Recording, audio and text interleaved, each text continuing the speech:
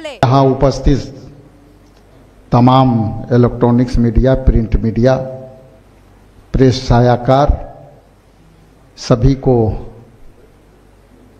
रक्षाबंधन के अगले दिन इसका प्रीसी में बुलाने का कष्ट दिया, इसके लिए मैं दिल के गहराइयों से आपके आभार प्रकट करता हूं। आज का विषय बहुत ही स्पष्ट और बहुत ही देश के अहित होने वाली जो इलेक्शन कमीशन द्वारा जो निर्णय लिए गए हैं और उस निर्णय को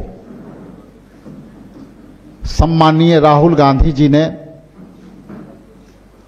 जो दिल्ली में एक प्रेस वार्ता के तहत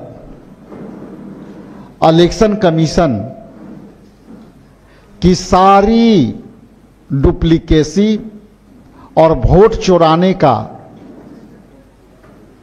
जो सिलसिला महाराष्ट्र से जारी हुआ और वो आज बिहार में ये सिलसिला बड़े पैमाने पर हुआ, इसलिए उस विशेष प्रेस वार्ता के राहुल गांधी जी के कुछ वीडियो क्लिपिंग आपके सामने रखने वाले हैं और हम चाहते हैं कि उस वीडियो क्लिपिंग को देख करके आप स्वयं निर्णय लें कि देश में जो भाजपा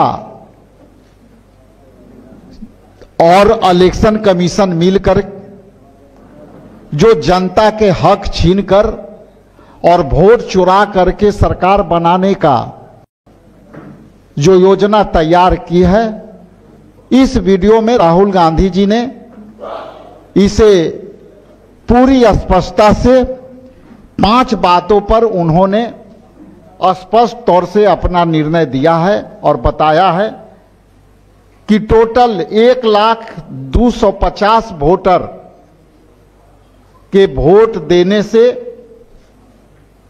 भाजपा वहां सरकार में आई। डुप्लीकेट वोटर्स 11,965 और फेक और इनवैलिड एड्रेस वाले वोटर 40,009 और bulk voter in single address वो जो है 10,452 और इनवैलिड फोटो वाले वोटर 4132 और मिसयूज फॉर्म 6 में 33,692 वोटर कुल मिला जुला करके महाराष्ट्र में 1,250,000 वोटर के बदौलत महाराष्ट्र में जो है वोट बीजेपी जीतने में कामयाब हुई, जो एक विधानसभा सेगमेंट का है। मैं आगे बात कुछ कहूं, मैं अपने टीम से आग्रह करूंगा कि राहुल गांधी जी का उस प्रेस वार्ता का वीडियो क्लिपिंग दिखाएं, इसके बाद आगे मैं पुनः संबोधित करूंगा। बहुत बहुत धन्यवाद। नमस्कार, मैं राजनीतिक परिवार में पैदा हुआ। जब मैं छोटा सा था 1980 में प्रियंका और मैं घर में लेई बनाते थे, रात को निकलकर पोस्टर चिपकाते थे। चुनाव समझता हूं, 20 साल से मैं स्वयं चुनाव लड़ रहा हूं। पोलिंग कैसे होती है, पोलिंग बूथ कैसे मैनेज किया जाता है, वोटर लिस्ट, फॉर्म 17, ये सब मैं गहराई से समझता हूं। कुछ समय पहले हमें दाल में काला लगा। चुनाव के नतीजे आते थे, मूड एक तरीके का होता था, रिजल्ट दूसरे तरीके का। मुझे याद है उत्तराखंड में हम चुनाव हारे। बाद में मैंने कैंडिडेट से पूछा कि जहां रोड शो हुआ था वहां जाके देखिए हमें कितने वोट मिले। हजारों लोग आए थे, पोलिंग बूथ में किसी ने वोट नहीं किया। यह असंभव था, यह हो ही नहीं सकता। उसके बाद छत्तीसगढ़ और मध्य प्रदेश के रिजल्ट, हमें लगा कुछ ना कुछ गलत हो रहा है। 2018 में मध्य प्रदेश में चुनाव होता है, हम जीतते हैं, हमारी सरकार चोरी हुई थी। 2023 में चुनाव होता है, मैंने अपने आंखों से भारत जोड़ो यात्रा में देखा भयंकर एंटी इनकम्बेंसी और हमें 65 सीट मिलते हैं। इम्पॉसिबल, हो ही नहीं सकता।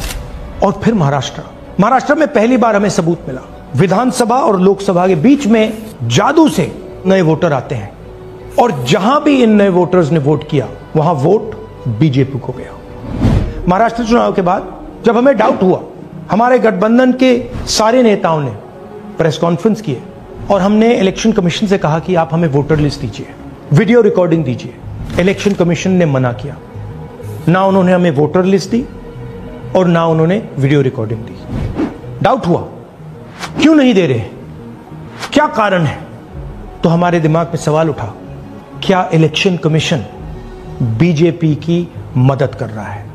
क्या इलेक्शन कमीशन ही इलेक्शन को चोरी करवा रहा है? इसके बाद हमने एक टीम सेटअप की और हमने उन्हें कहा कि आप जाइए, एक कंस्टिट्यूएंसी में जाके ढूंढिए, सच्चाई ढूंढिए, किस प्रकार से चीटिंग की जा रही है, किस प्रकार से यह काम किया जा रहा है और कौन कौन इस काम को कर रहे हैं। सबसे महत्वपूर्ण बात यह है कि इलेक्शन कमीशन डिजिटल डेटा नहीं देता है, फिजिकल डेटा देता है।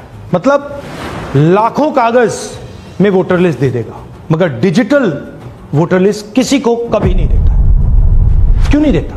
कारण क्या है?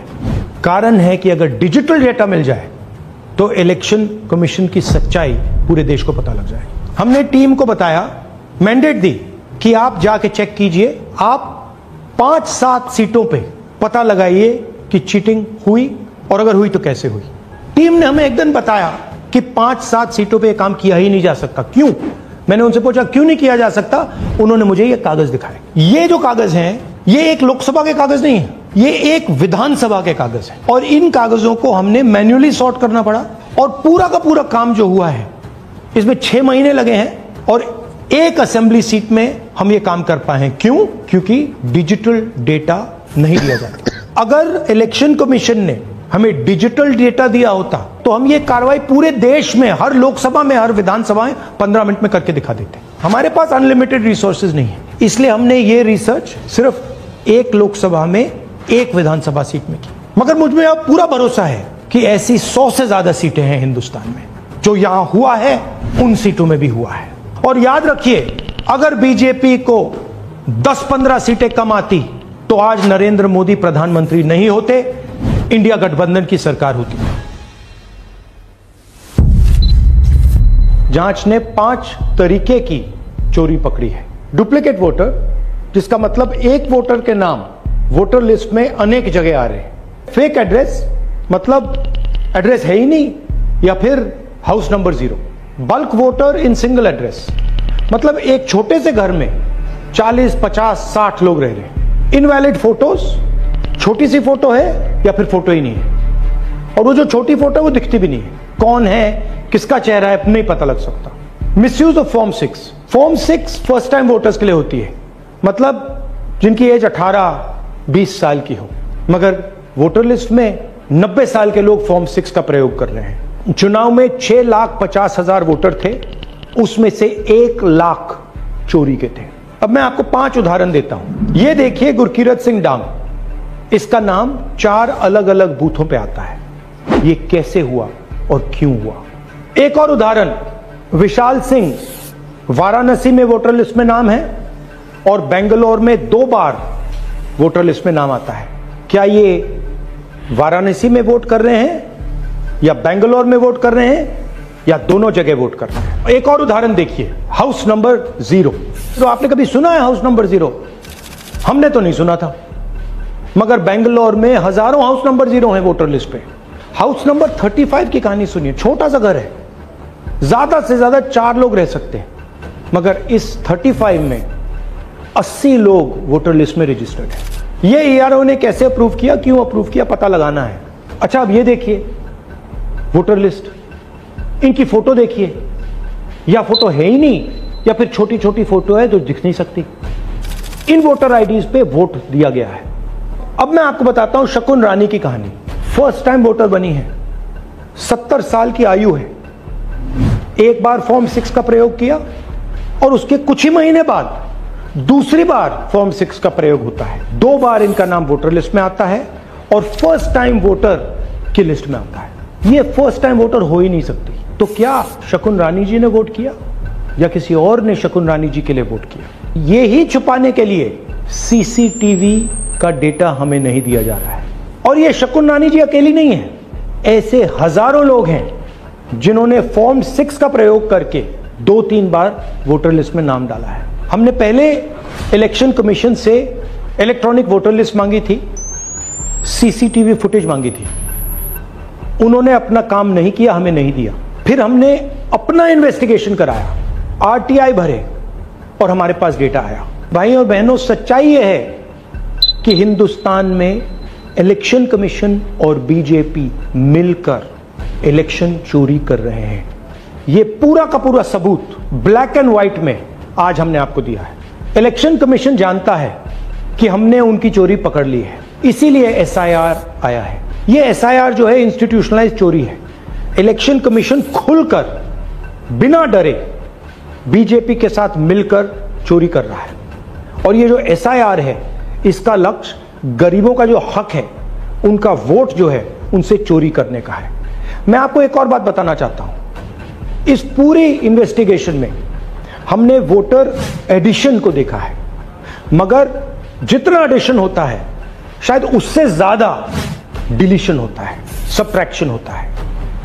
तो ये सिर्फ एक मेन तरीका हमने पकड़ा है, दूसरे तरीके पे हमने इन्वेस्टिगेशन की ही नहीं है। मैं इलेक्शन कमीशन और इलेक्शन के ऑफिसर्स को साफ कह रहा हूं, आप जो कर रहे हो गलत कर रहे हो, ये ट्रीजन है, देश के खिलाफ है। ये मत भूलिए, टाइम आएगा हम आपको पकड़ेंगे, बचने वाले नहीं हो। It is critical that we expose voter चोरी।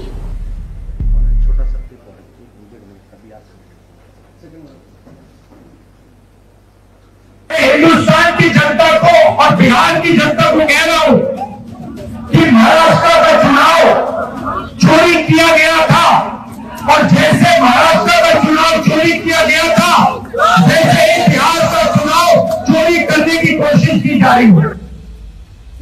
ठीक है, वो एक मकान में कितने लोगों को जोड़ा? एक मकान में बताया जा रहा है कि 230 लोग को जोड़ा गया। और इधर देखिए, मकान नंबर 0 है। मेरे गांव में ऐसा भी 20 घर ऐसा है। इसकी लापरवाही मान तो बीएलओ का है। बीएलओ का आए थे। क्या मांग करते हैं हम लोग से कितने लोगों का? मिनिमम कम से कम 10 से 15 लोग ऐसा है जिसका है, जो मरे हुए उसका भी नाम जुटा हुआ। लेकिन जिंदा वाले का जो कटा है, जैसे देख लीजिए, हम वहाँ के निवासी हैं, हम वहाँ के वोटर थे, हमारा कट गया जी। हाँ, वोटर लिस्ट है, पहचान पत्र जो है वोटर लिस्ट में था, कट दिया इनके पास। पटना में वोटर पुनरीक्षण अभियान यानी एसआईआर के बाद नई मतदाता सूची में कई मृतकों के नाम शामिल हैं, जबकि कई लोगों का फॉर्म भरा गया था, लेकिन उनके नामों को नहीं जोड़ा गया है। इधर आशा देवी ने बताया कि उनके पति की मौत 5 साल पहले हो चुकी है, फिर भी उनका नाम वोटर लिस्ट में है। अगर हमें इलेक्ट्रॉनिक डेटा मिल जाए, हम साबित कर देंगे कि हिंदुस्तान का प्रधानमंत्री चोरी करके प्रधानमंत्री बना है। और मैं उनसे कहना चाहता हूं, अगर आप सोच रहे हो कि आप इस पर आक्रमण करके बचोगे, तो फिर से सोचो। टाइम लगेगा, मगर हम आपको पकड़ेंगे, एक एक करके पकड़ेंगे। बात याद रखना, क्योंकि आप अगर इस पर हमला करोगे तो हम आप पर हमला करेंगे। Thank you.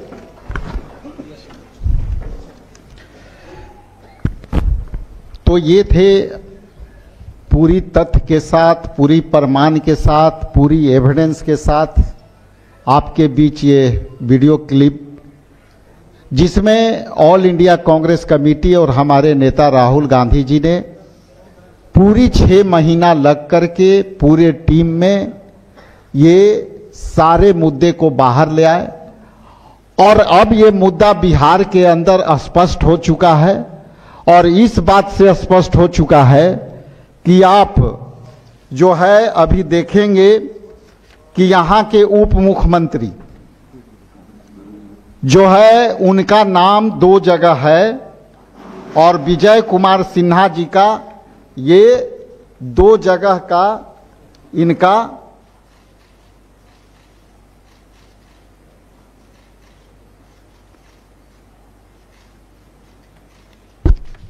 पहला तो इनका 2 जगह का नाम जो है डुप्लीकेटिंग सी डाला गया है, जिसमें पहला है 182 बांकीपुर विधानसभा में और दूसरा हमारे हाथ में है, ये है 168 लखीसराय में।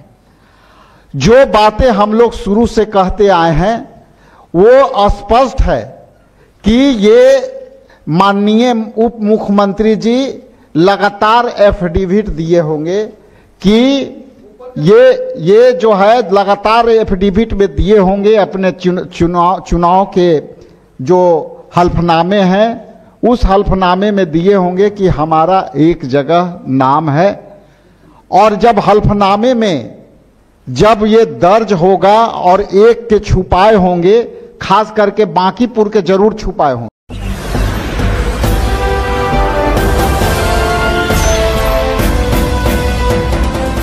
आप देख रहे हैं लाइव न्यूज 99, राष्ट्र सबसे पहले।